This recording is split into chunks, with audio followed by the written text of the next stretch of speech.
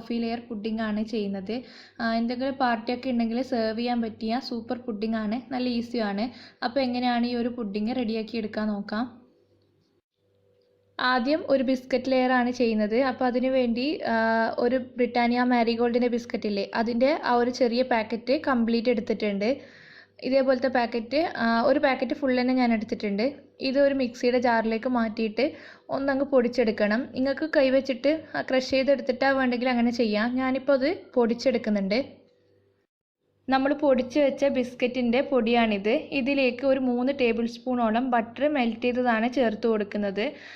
Biscuit പൊടിയുടെ എല്ലാ ഭാഗത്തും ബട്ടർ എത്തുന്ന രീതിയിൽ നന്നായിട്ട് തന്നെ യോജിപ്പിച്ചെടുക്കണം.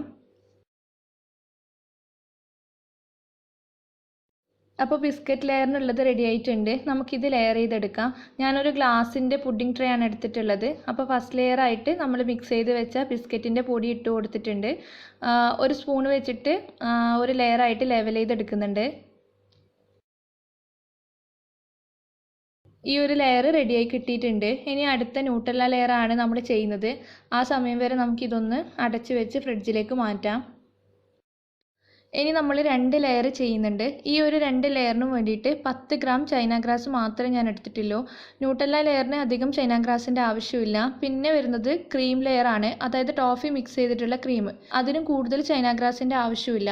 അപ്പോൾ രണ്ടിലും കൂടിയിട്ട് 10 ഗ്രാം ചൈന ഗ്രാസ് മാത്രമേ എടുത്തിട്ടുള്ളൂ. അത് 1 കപ്പ് വെള്ളത്തിൽ കുതിർത്ത് വെച്ചിട്ടുണ്ട്. ഇത് മെൽറ്റാക്കാൻ വേണ്ടിയിട്ട് നമുക്ക് അടുപ്പത്തേക്ക് മാറ്റാം. ചൈന ഗ്രാസ് ചെറിയ തീയിൽ ഞാൻ അടുപ്പത്തേക്ക് മാറ്റിയിട്ടുണ്ട്. ആ സമയത്ത് നമുക്ക് ന്യൂട്ടെല്ലയുടെ മിക്സ് റെഡിയാക്കി എടുക്കണം. 2 കപ്പ് പാലെടുത്തിട്ടുണ്ട്. ഇതിൽ ഒരു 4 ടേബിൾ സ്പൂണോളം ന്യൂട്ടെല്ലയാണ് ചേർക്കുന്നത്. ഈ ഒരു ബോട്ടിൽ വരുന്ന ന്യൂട്ടെല്ലയാണ് ഞാൻ വാങ്ങിയിട്ടുള്ളത്. ഇതിന്നൊരു 4 ടേബിൾ സ്പൂണോളം ചേർത്ത് കൊടുക്കാം. ന്യൂട്ടെല്ല പാലിലൊന്നും യോജിക്കാത്ത പോലെ ഉണ്ടാവും. അത് കുഴപ്പമില്ല, നമ്മളത് തീയിലേക്ക് മാറ്റുമ്പോൾ കറക്റ്റായിട്ട് യോജിച്ച് വന്നോളും. ഞാൻ കുറച്ച് കളറും കൂടി കിട്ടിക്കോട്ടെ എന്ന് വിചാരിച്ചിട്ടാണ് 4 ടേബിൾ സ്പൂൺ ചേർത്തത്. നിങ്ങൾക്ക് കളറ് വേണ്ട, ചെറിയൊരു ഫ്ലേവർ മാത്രം മതിയെങ്കിൽ 4 ടേബിൾ സ്പൂണൊന്നും ചേർക്കണ്ട. അത് നിങ്ങൾക്ക് എത്രയാണോ ആവശ്യം അതുപോലെ ചേർത്താൽ മതി. പിന്നെ നമ്മൾ ന്യൂട്ടെല്ല ചേർക്കുന്നതുകൊണ്ട് അധികം പഞ്ചസാര ഇതിൽ ആവശ്യം വരുന്നില്ല. മിൽക്ക് മെയ്ഡ് ഞാൻ ഈ ഒരു പുഡിങ്ങിൽ ചേർക്കുന്നില്ല, കാരണം ന്യൂട്ടെല്ല ചേർക്കുമ്പോൾ തന്നെ ഈ ഒരു പുഡിങ്ങിൻ്റെ സ്ട്രക്ചർ നല്ല ക്രീമിയായി കിട്ടും. അപ്പോൾ മിൽക്ക് മെയ്ഡിൻ്റെ ആവശ്യമില്ല. പിന്നെ 1-2 ടീസ്പൂൺ പഞ്ചസാര മാത്രമേ ആവശ്യമുള്ളൂ.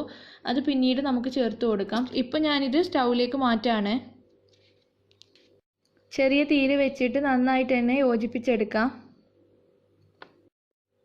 ഞാൻ പറഞ്ഞല്ലോ, പഞ്ചസാര നിങ്ങൾ എത്രയാണ് വേണ്ടതെന്ന് വെച്ചാൽ ചേർത്ത് കൊടുക്കാം.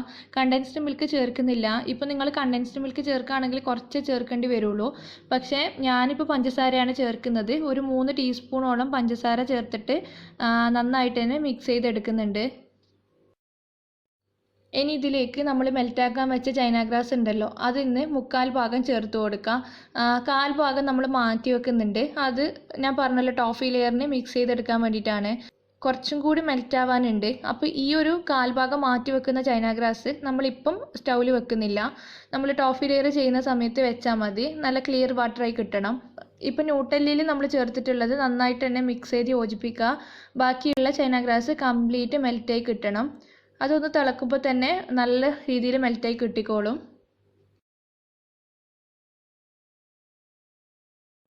ഇപ്പോൾ കണ്ടില്ലേ, ഇതുപോലെ നന്നായിട്ട് തന്നെ മെൽറ്റായി യോജിച്ച് വന്നിട്ടുണ്ട്. ഞാൻ ഫ്ലെയിം ഓഫ് ചെയ്യാണ്. ഇനി നമ്മൾ നേരത്തെ റെഡിയാക്കി വെച്ച ബിസ്ക്കറ്റ് ലെയറിൻ്റെ മുകളിലായിട്ട് ഇത് ഒഴിച്ച് ലെയർ ചെയ്തെടുക്കണം.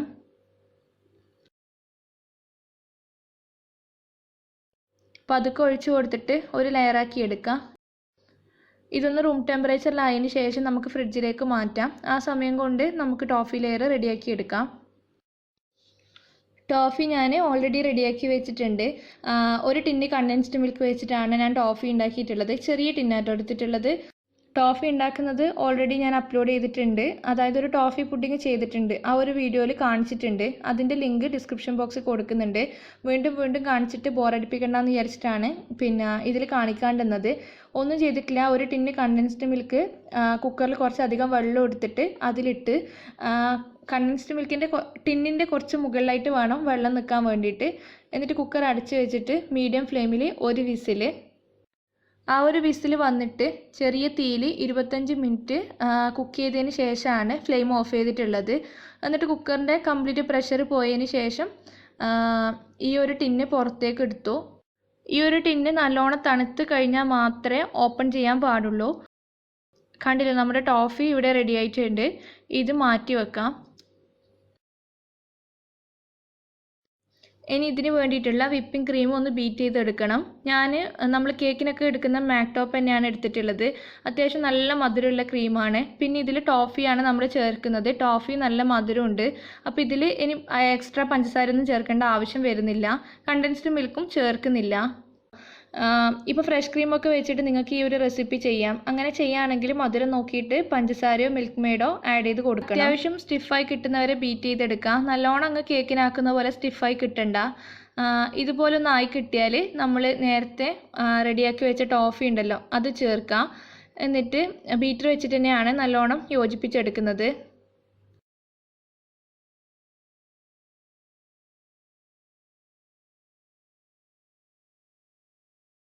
ടോഫിയും ക്രീമും നന്നായിട്ട് തന്നെ മിക്സ് ചെയ്ത് യോജിപ്പിച്ചെടുത്തിട്ടുണ്ട്. ഇനി ഇതിലേക്ക് നമ്മൾ നേരത്തെ മാറ്റി വെച്ചിട്ടുണ്ടല്ലോ ചൈന ഗ്രാസ്, അത് ഞാൻ പറഞ്ഞിട്ടില്ലേ ആ സമയത്ത് നിങ്ങൾ പിന്നെ മെൽറ്റാക്കാൻ വെക്കണ്ട, ടോഫി ഉണ്ടാക്കുന്ന സമയത്ത് വെച്ചാൽ മതിയെന്ന്. അപ്പോൾ അത് ഞാൻ ആ സമയത്ത് മെൽറ്റാക്കി എടുത്തു. എന്നിട്ട് ഒന്ന് റൂം ടെമ്പറേച്ചറിലായിട്ടുണ്ട്.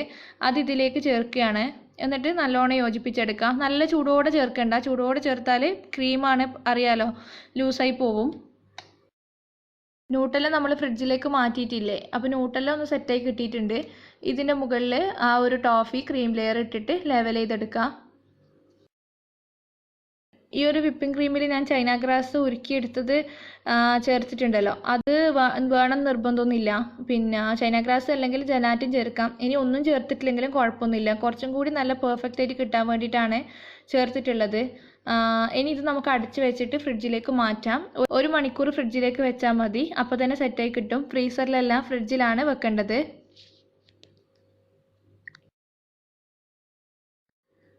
ഇപ്പോൾ നമ്മുടെ പുഡിങ്ങൊക്കെ നല്ലോണം സെറ്റായി കിട്ടിയിട്ടുണ്ട്. ഇതിൻ്റെ മുകളിൽ ഞാൻ ബിസ്ക്കറ്റ് പൊടിച്ചതിട്ടിട്ടാണ് ഡെക്കറേറ്റ് ചെയ്യുന്നത്. എന്നാൽ ലൈവിൽ വന്ന ദിവസമാണ് ഞാൻ ഈ ഒരു പുഡിങ് ഉണ്ടാക്കിയിട്ടുള്ളത്. അപ്പോൾ ഇങ്ങനെയൊന്നല്ല ഞാൻ ഡെക്കറേറ്റ് ചെയ്യാൻ വിചാരിച്ചത്.